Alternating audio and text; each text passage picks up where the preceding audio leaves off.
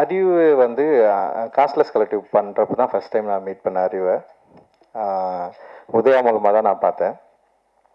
அறிவு வந்து ஃபஸ்ட்டு பாடினதே வந்து அம்பேத்கருடைய அந்த வாழ்க்கை வரலாறை அவர் வந்து பாடினார். எனக்கு ஃபர்ஸ்ட் டைமாக என்ன சொல்கிறது, நம்ம வந்து ஒரு ஒரு கலை இலக்கியங்களில் கலை இலக்கியத்தை அரசியல் படுத்தணும், அது மக்கள்கிட்ட கொண்டு போய் சேர்க்கணும் அப்படின்றது தான் ஒரு முக்கியமான ஒரு எய்மாக இருந்தது. அப்படி தான் சினிமாவுக்குள்ளே வந்தோம்.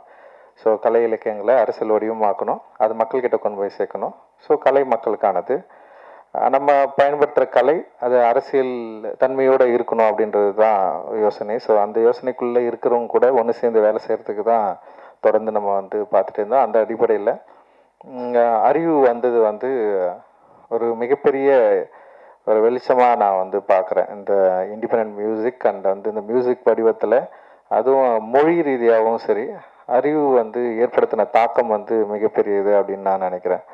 அண்ட் வந்து அன்றைக்கி ஃபர்ஸ்ட் டே அறிவு முன்னாடி வந்து பாடி காட்டின அறிவு, அதிலிருந்து இருக்கிற அறிவுகிட்ட இருக்கிற ஒரு மாற்றத்தை நான் தொடர்ந்து அவங்க கூடவே இருந்து நான் பார்த்துட்ருக்குறேன்.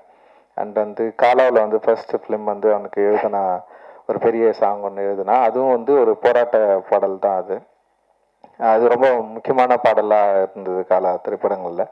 அண்ட் வந்து அவன் வந்து எழுதின காஸ்ட்லெஸ் கலெக்டிவில் அறிவு எழுதின பாடல்கள்லாம் வந்து ரொம்ப ரொம்ப இன்ட்ரெஸ்டிங்கான பாடல்களை வந்து எழுதியிருந்தான்.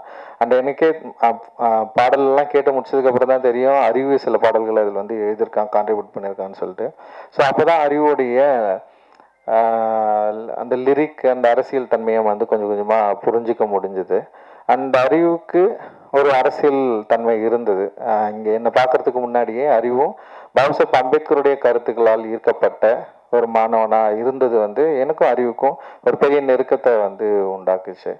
ஸோ அதன் அடிப்படையில் தான் அறிவு கூட ரொம்ப நெருங்க முடிஞ்சது. ஆனால் அதே நேரத்தில் அரசியல் தன்மையை, அரசியல் கருத்துக்களை எப்படி வந்து எளிய வடிவமாக மாக்கி மெயின் ஸ்ட்ரீம் பிளாட்ஃபார்மில் வந்து ஆடியன்ஸை வந்து கனெக்ட் பண்ணுறது, இது ஒரு பெரிய சவால் ஆக்சுவலி.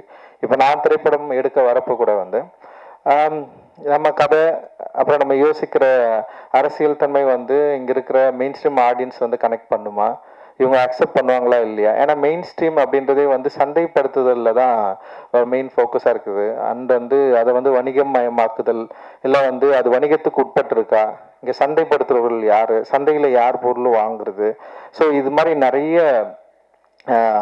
விஷயங்கள் இருக்குது. ஸோ இப்படி இருக்கிறப்போ சந்தையாளர்கள் இந்த மாதிரியான அரசியல் தன்மைகளில், அதுவும் வந்து தலித்துகளுடைய லைஃப்பை அடிப்படையாக கொண்ட அரசியல் தன்மைகளில் விஷயங்களுக்கு வந்து எந்த அளவுக்கு சப்போர்ட் பண்ணுவாங்க அப்படின்றது ஒரு பெரிய கேள்விக்குறியாக இருந்த காலகட்டத்தில் தான் எங்களுடைய வாழ்க்கை, அதாவது திரைப்பயணத்துலையும் சரி இசை வடிவங்களையும் வந்து ஸ்டார்ட் ஆகுது.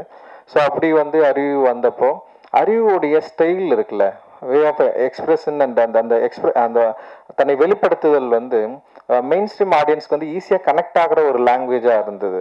அண்ட் உலக அளவில் இன்னைக்கு வந்து இந்திய artist and independent artist and wrap, இது வந்து பயங்கர பாப்புலர் மியூசிக்காக இருக்கிறதுனால, ஒரு பாப்புலர் மியூசிக்கோட வடிவத்தில் அறிவு பாடுறதுனால அது ஒரு பாப்புலர் மீடியம், ஒரு பாப்புலர் ஆடியன்ஸ்க்கு வந்து ஈஸியாக அது கனெக்ட் ஆச்சு. ஸோ அப்படி ஈஸியாக கனெக்ட் ஆகிறப்போ அறிவு பாடுற பாடல்கள் இருக்கிற அரசியல் தன்மையும் வந்து அவங்க கிட்ட போயிட்டு டிஸ்கஷன் பண்ண ஆரம்பிச்சுது. இது ரொம்ப முக்கியமானதாக நான் வந்து பார்க்குறேன். ஸோ ஒரு மீடியம் கையாளுறது வந்து ரொம்ப ரொம்ப முக்கியம். அந்த மீடியம் வந்து ஏற்கனவே இங்கே பாப்புலராக இருக்குது. அந்த மீடியம்குள்ளே நம்ம விரும்புகிற அரசியல் தன்மையை, அதோட மீடியத்தை சரியாக புரிஞ்சுக்கிட்டு நம்ம வந்து அதை அப்ளை பண்ணுறப்போ இங்கே இருக்கிற எல்லா ஆடியன்ஸ்க்கு போய் ரீச் ஆகிறத வந்து என்னால் வந்து ஈஸியாக பார்க்க முடிஞ்சது. அப்படி தான் அறிவுக்கு வந்து வெற்றி கிடைச்சது அப்படின்னு நான் நினைக்கிறேன். ஏன்னா ரொம்ப சாதாரணமாக இது வந்து கிடைச்சிடாது. ஸோ அதுக்கு முன்னாடி நிறைய பாப்புலர் மீடியமில் இல்லாமல் நிறைய இண்டிபெண்ட் ஆர்டிஸ்ட் வந்து இங்கே வந்து இருந்திருக்கிறாங்க. அதுக்கு வந்து முக்கியமான காரணம், அதுக்கு முக்கியமான உதாரணம் வந்து குணசேகரன் ஐயா நம்ம வந்து சொல்லலாம். அண்ட் வந்து தலித் சுப்பையா சொல்லலாம். ஏன்னா இவங்க வந்து மேடை தோறும் வந்து நிறைய பாடல்கள் வந்து பாடியிருக்காங்க. ஆனால் அந்த பாடல்கள் எல்லாமே வந்து செம சூப்பராக இருக்கும். ஆனால் ஆடியன்ஸை போயிட்டு வந்து ரீச் ஆகிருக்காது. ஸோ இது வந்து ஒரு பெரிய ஒரு கனெக்ஷன் இல்லாமலே இருந்தது. ஒரு மெயின் ஸ்ட்ரீம் மியூசிக்கும் இல்லை மெயின் ஸ்ட்ரீம் ஆடியன்ஸை கனெக்ட் பண்ண முடியாத தனி இசை கலைஞர்கள் எக்கச்சக்கமாக இருந்தாங்க. ஸோ ஆனால் வந்து வேர்ல்டு லெவலில் பார்க்குறப்ப தனிசை கலைஞர்களுக்கு ஒரு பெரிய மார்க்கெட் இருந்தது, ஒரு பெரிய ஒரு ஃபேன் ஃபாலோவர்ஸ் இருந்தது, அவங்களால முடிஞ்ச பாடல்களை பாட முடிஞ்சது. குறிப்பாக வந்து பிளாக் இசை கலைஞர்களை நம்ம வந்து இதில் வந்து நிறைய ஆஃப்ரிக்கன் மியூசிஷியன்ஸ் வந்து நம்ம வந்து நிறைய எக்ஸாம்பிள் எடுத்துக்கலாம். அது கென்ட்ரிக் லாமர்லேருந்து எக்கச்சம் பியான்சி, கென்ட்ரிக் லாமர் அண்ட் இவங்களாம் தான் நமக்கு பெரிய பெரிய இன்ஸ்பிரேஷனாக இருந்தாங்க. கென்ட்ரிக்கோட இப்போ ரீசெண்டான ஒரு விஷயம், ஒரு சாங் கூட வந்தது. அண்டு அவங்கள பார்க்குறப்ப வந்து நமக்கு பயங்கர பொறாமையாக இருந்தது. அவங்க பில்லியன்ஸ் கணக்கில் மக்களை ரீச் பண்ணாங்க. பெரிய அளவில் அந்த பாடல்கள் சந்தைப்படுத்தப்பட்டது. மிகப்பெரிய ஒரு பொருளாதார ரீதியாகவும் பெரிய அளவில் ரீச்சில் இருக்கிறாங்க. ஆனால் வந்து நம்மளால ஏன் இது இங்கே வந்து பண்ண முடியல அப்படின்ற ஒரு கேள்வி இருக்குல்ல, அந்த கேள்வியை நோக்கி தான் இந்த என்ன சொல்கிறது, இந்த மூமெண்ட் வந்து கொஞ்சம் கொஞ்சமாக அப்படியே நகர்ந்து போச்சு. இன்னைக்கு வந்து அறிவு கேஷ்லெஸ் கலெக்டிவ்ல வந்து பாடினதுக்கப்புறம் அறிவு மாதிரி நிறைய பேர் அதில் வந்தாங்க, நிறைய பேர் பாடினாங்க. அப்படியே வந்து மெயின் ஸ்ட்ரீம் சினிமா நோக்கி நகர்ந்தாங்க. மெயின் ஸ்ட்ரீம் சினிமாவில் இருக்கிற பாடல்களை வந்து பாட ஆரம்பித்தாங்க. குறிப்பாக அறிவு வந்து நடிகர் விஜய் அவர்களுடைய படத்தில் வந்து ஒரு பாடல் வந்து பாடி மிகப்பெரிய வெற்றி அடைஞ்சது. அந்த தனுஷ் அவர்கள் வடச்சென்னை படத்தில் வந்து அவன் பாடி வந்து பெரிய வெற்றி அடைஞ்சது. அண்ட் என்னுடைய திரைப்படங்களில் அறிவு தொடர்ந்து எழுதுறது நீயே ஒலி அப்படின்ற பாட்டு சார்பட்டா பரம்பரையில் வந்து அவன் எழுதுனது வந்து மிகப்பெரிய வெற்றி அடைஞ்சது, மக்கள்கிட்ட ஈஸியாக போய் சேர்ந்து. ஸோ அவனுடைய திரைப்பட பாடல்களும் கூட வந்து அதில் தன்னுடைய அரசியல் கருத்துக்களை வந்து எந்த வகையிலையும் வந்து கம்ப்ரமைஸ் பண்ணாமல் வந்து அதை ஈஸியாக இலகுவாக மக்கள்கிட்ட ஈஸியாக ரீச் பண்ணி அப்படி கொண்டு போய் சேர்க்கறதுல வந்து ஒரு கை தேர்ந்தவனா மாறி இருக்குதுன்னு நினைக்கிறப்போ வந்து உண்மையிலே வந்து ரொம்ப சந்தோஷமா இருக்கு. அந்த அறிவோட மிக முக்கியமான பாடலாக நான் நினைக்கிறது வந்து கள்ளமௌனி. கள்ளமௌனின்ற வார்த்தையை வந்து இன்ட்ரடியூஸ் பண்ணது. அந்த கள்ளமௌனி வந்து பயங்கரமாக அந்த வேர்டை வந்து அது ஒரு இந்தி மியூசிக்ல வந்து வெளியே வந்து நாங்கள் தான் இதில் தான் ரிலீஸ் ஆச்சுன்னு நினைக்கிறேன், நீளம்ல தான். ஆனால் அந்த பாடல் வந்து மிகப்பெரிய வெற்றி அடைஞ்சது. ஆஃப்ரோ ப்ரொடியூஸ் பண்ணியிருந்தேன் அந்த பாட்டை. அந்த வந்து செம்ம சக்ஸஸ்ஃபுல்லான சாங். அந்த இடத்துல இருந்து தான் அறிவுக்கு வந்து இன்னொரு ஒரு முகம் வந்து தெரிய ஆரம்பிக்குது. அந்த இடத்துல நிறைய சாங் பண்ணியிருந்தேன், ஆனால் அது ரொம்ப முக்கியமான பாடலாக இருந்தது.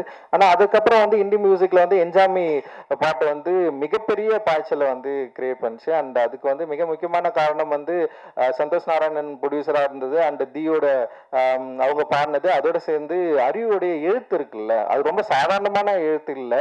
அந்த எழுத்து வந்து ஒரு தலைமுறையுடைய ஒரு பல தலைமுறைகளுடைய குரல்களை வடிவத்தை என்ன சொல்றது, ஒரு பெரிய அரசியலை வந்து வார்த்தைகளை மாற்றி குழந்தைங்க கிட்ட கூட ஈஸியாக ரீச் பண்ண முடிய அளவுக்கு வந்து அதில் ஒரு பெரிய ஒர்க் வந்து நிகழ்ந்தது. ஆனால் அதன் பிறகு அந்த விஷயத்துல சில பிரச்சனைகள்லாம் வந்து அறிவுக்கு நிறைய பிரச்சனைகள் வந்தது. அவன் வந்து மனதளவில் வந்து ரொம்ப பாதிக்கப்பட்டான். அதுலேருந்து வெளியே வர்றதுக்கு உண்மையிலேயே பயங்கர ஸ்ட்ரகிள்ல இருந்தான். அந்த ஸ்ட்ரகிள்கான பதில் தான் இந்த 12 பாடல்கள் அப்படின்னு சொல்லிட்டு நான் வந்து சொல்லுவேன். அவன் லைஃப்ல அவனுக்கு ரொம்ப சென்சிட்டிவானவன், ஈஸியாக எமோஷ்னலாக ஆகிடுவான். ரொம்ப ரொம்ப இப்போ எப்படி பாடல்கள் வந்து அவனுக்கு வந்து ஒரு தீப்பொறி மாதிரி பயங்கரமா பவர்ஃபுல்லா பாடுவான், ரொம்ப எமோஷனலா லவ் அப்படிலாம் இருக்கிறான்ல. ஆனா வந்து நேரடியாக பார்த்தா சின்ன குழந்தை தான் அவன் வந்து அப்படியே நம்ம தாலாட்டி அப்படியே ஓகேடா விட்றா, ஒன்றும் இல்லடா. அவனுக்கு வந்து அப்படியே அழகா இலகுவா புரிய வச்சு இதெல்லாம் ஒன்றும் இல்லடா, இதை நம்ம ஃபேஸ் பண்ணி தான் ஆகணும்டா அப்படின்னு சொல்லி.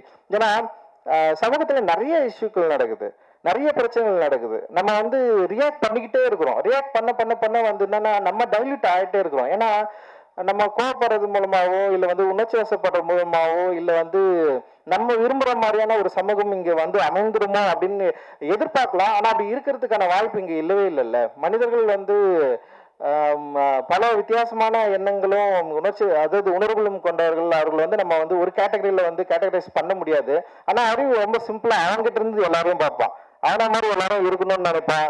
அப்படி எல்லாரும் இருக்கிறதுக்கு வாய்ப்பே இல்லைல்ல. ஸோ அப்படி இருக்கிறப்போ வந்து அறிவுக்கு நிறைய அவனுடைய பர்சனல் லைஃப்ல அந்த அவனுடைய மனதில் நிறைய பிரச்சனைகள் உருவாச்சு. அந்த நிறைய பிரச்சனைகள் வரப்போ அவன் வந்து இந்த மியூசிக் வந்து இதை கண்டினியூ பண்ணலாமா வேணாமான்ற அளவுக்கெல்லாம் வந்து அறிவு வந்து ஒரு டைம்ல வந்து யோசிக்க ஆரம்பிச்சான். ஆனா வந்து அறிவு வந்து தொடர்ந்து என்கிட்ட அடிக்கடி வந்து அவன் பேசுவான்.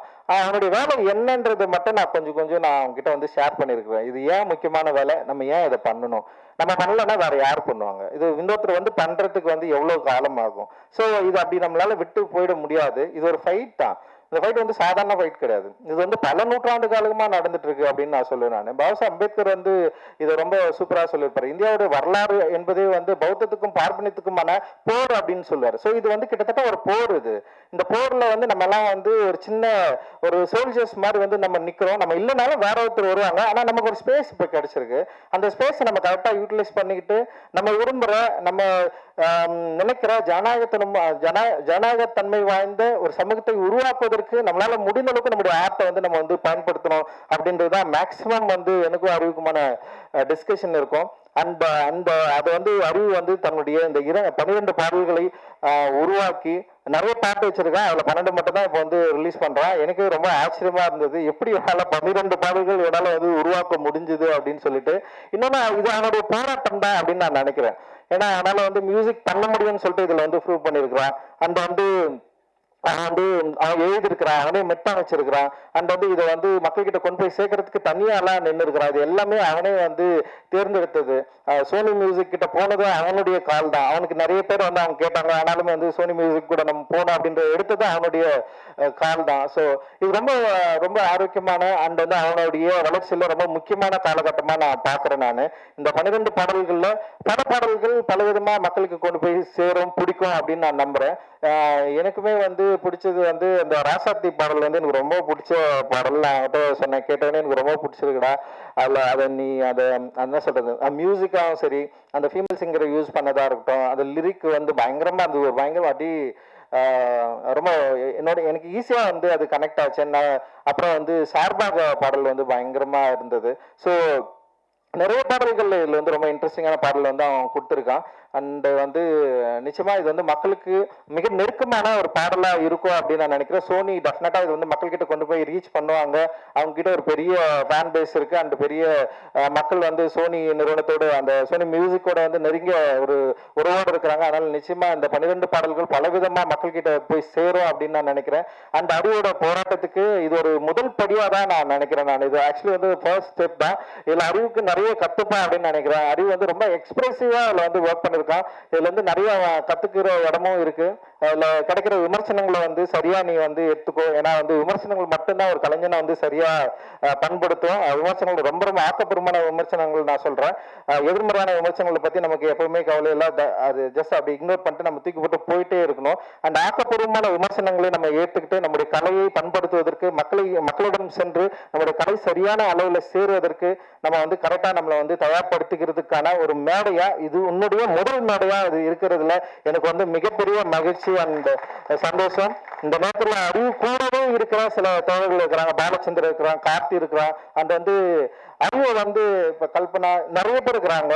அந்த வந்து அறிவை வந்து இந்த ஒரு அவன் பண்ண ஸ்ட்ரகிள்ல அவங்கள வந்து இவனை வந்து கைவிடாதவர்கள் இவர்கள் எல்லாரும். அவங்களுக்கு நான் வந்து இந்த நேரத்துல வந்து நான் நன்றி தெரிவிச்சுக்கிறேன். நீங்களாம் இல்லைன்னா டெஃபினட்டா வந்து அறிவு இல்லை. ஏன்னா வந்து அவனை வந்து நீங்க பயங்கரமா ப்ரொடெக்ட் பண்ணி இந்த ஸ்டேஜ் கொண்டு வந்து நிறுத்திருக்கிறீங்க அப்படின்றதுல வந்து எனக்கு வந்து ரொம்ப ரொம்ப சந்தோஷம். அண்ட் வந்து அறிவோட அப்பா அம்மாவுக்கு, அவங்களுடைய உறவுகளுக்கு எல்லாருக்குமே என்னுடைய நன்றிகள். அண்ட் ஊடகத்தாருக்கும் எல்லாருக்குமே என்னுடைய நன்றி. இந்த இதை வந்து சரியான அளவில் கொண்டு போய் சேர்ப்பீங்க அப்படின்னு நம்ம நம்புறோம். அண்ட் ரொம்ப மகிழ்ச்சி தான். அது பெரிய இது ரொம்ப சந்தோஷம். அண்ட் வந்து உன்னை பார்த்து நிறைய பேர் வந்து வரணும், நிறைய பேர் வந்து கலையை மக்களுக்கானதான் மாற்றணும். கலையை சரியான அளவு பயன்படுத்தி இது வந்து நம்ம விரும்புகிற சமூகத்தை உருவாக்குவதற்கான ஒரு வேலைக்கான முதல் படியா அது இருக்கும் அப்படின்னு நான் நம்புறேன். ஜெய்பீம். நன்றி. ஜெய்பீம். தேங்க்யூ.